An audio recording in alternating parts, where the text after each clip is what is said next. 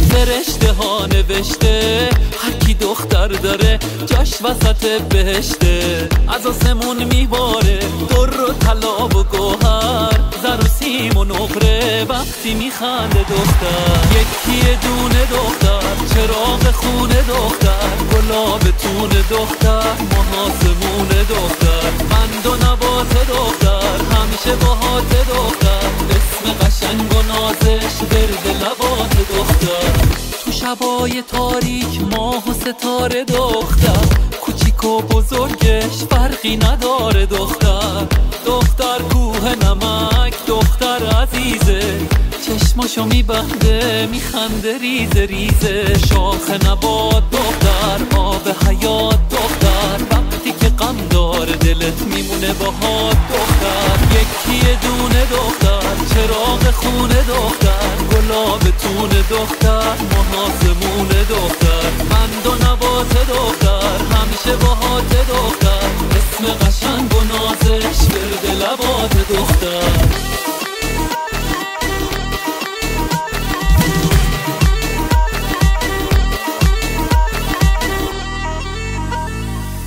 تو شبای تاریک ماه و ستاره، کوچیک و بزرگش فرقی نداره.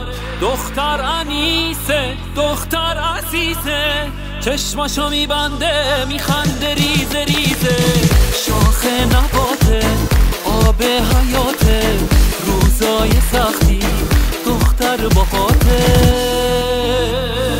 کوه نمک دختر، بلا کلک دختر، مثل انار شیرین ترک ترک دختر دختر دختر. یکی دونه دختر، چراغ خونه دختر، گلاب تون دختر، محاسمون دختر، قند و نبات دختر، همیشه باهات دختر، اسم قشنگ و نازش ورد لبات دختر. یکی دونه دختر، چراغ خونه دختر، گلاب تون دختر، محاسمون دختر، قند و نبات دختر، همیشه باهات دختر، اسم قشنگ و نازش ورد لبات دختر. یکی دونه دختر، چراغ خونه دختر، گلاب تون دختر، محاسمون